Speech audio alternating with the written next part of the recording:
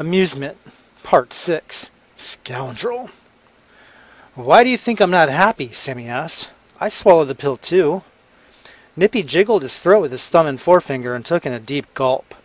The Happy Funland pill is meant to be taken like candy, not like a real pill. Sucking on it prolongs the joy, while swallowing it only brings you here. Although the candy method is guaranteed to make you happy, the pill method is unpredictable. Sammy stared at Nippy for another moment. Nippy shied his eyes away. Maybe your happy pill is the one that sucks, Sammy said, thin-lipped with narrowed eyebrows. He held his focus to allow the moment to sink in. Then he cupped his fingers into a fist and tapped the edge of the table to break the tension. Do you know what puzzles me most about all of this? Nippy slowly shook his head. Of all of you ridiculous rehashed rejects, the one I can't find anywhere is Bubby the bear. Where is he?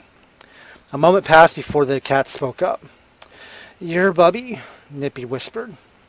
Sammy glanced at his arms to discover he was covered in inky red fur. He also realized for the first time that he could see the world minus the impaired vision from his set of eye holes. He felt for his head to discover his identity matched Bubby only up to the shoulders. Uncertain how this must have appeared to the Wacky Fuzzies, he stood up and allowed himself to look down on Nippy. Nippy could not hold eye contact with him. Am I some kind of freak? A human head walking around with Red Bear's body? Why did you trick me into taking that pill? No one tricked you. You wanted to laugh and be happy. But how did I become Bubby? All I did was put on the suit. How did I actually become him? And where's my head? Or his head, rather. Nippy slowly raised his eyes and looked into Sammy's. We needed someone to replace him.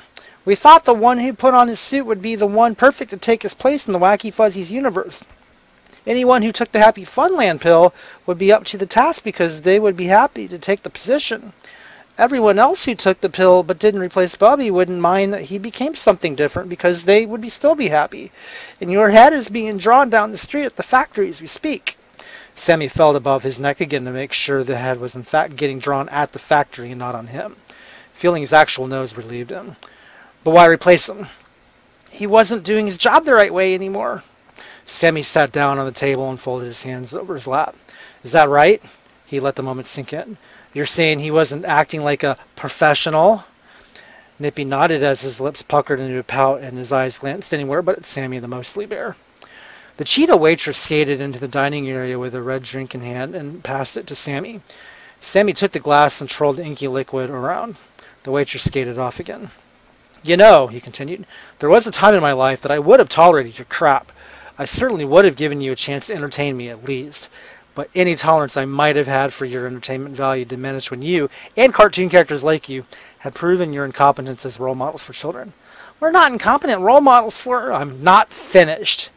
You assaulted their senses with your loud horns and flashy colors, and you poisoned pop culture with your uncreative jokes. You're the reason that world no longer aspires to think for itself or achieve any kind of personal pride. But that's not what makes you dangerous. You attach your names and faces to the product that children and their parents use, stuffing yourselves inside boxes for hamburger meals that kids will eat, branding your gross lack of professional quality across the world, suckering these very same people you brainwashed into thinking that what you're selling them actually holds any superior value. You do this without shame. And how could you feel shame when your entire shtick is to entertain through a checklist of cliches?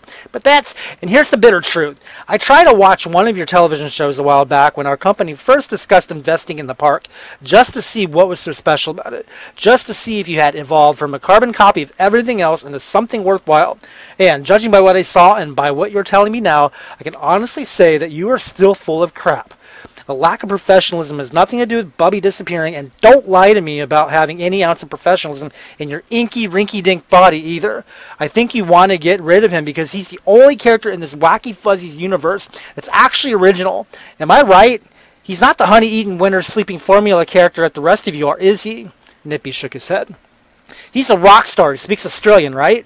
Not some stupid bumbling bear that you probably opted for. He's the heartthrob of the Wacky Fuzzies universe, isn't he? Was, said Nippy. He was getting his own market. The creators were going to give him his own toy line. They even wanted to create die-cast metal versions of him to overshadow the plastic figures they made of us. He was on the path of ruining everything we know and love. We thought we could shake things up a little and strike gold if we got rid of him and brought in one of our fans instead.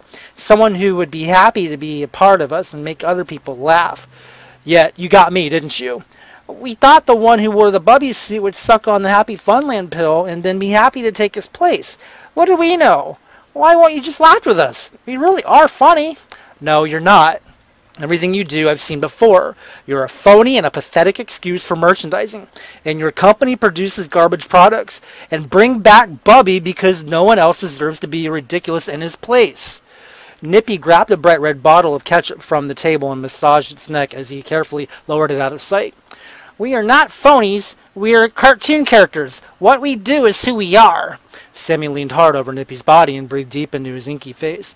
But you're not funny, so stop making the public think you are. Don't you think if the public thinks we're funny, maybe that means we're funny? Sammy looked at him with harsh eyes, an intensity that he hadn't had in weeks, an intensity that Bubby the bear had likely never felt, and growled under his breath. Even if he were channeling his inner animated Australian bear, he was still very much a professional businessman who did not take crap from anyone or anything. His eyes were turning to fire, and he could feel them burning. Then he stuffed his hands in his pockets to stop himself from becoming violent. Even in the cartoon world, violence is not professional in his line of work. I think the public will buy anything if you spin them the right way, Sammy said. Give them a moment and they'll see the truth. The fact is that I'm a part of the public, and I don't find you the least bit funny. Then kiss my wacky fuzzy butt, you scoundrel!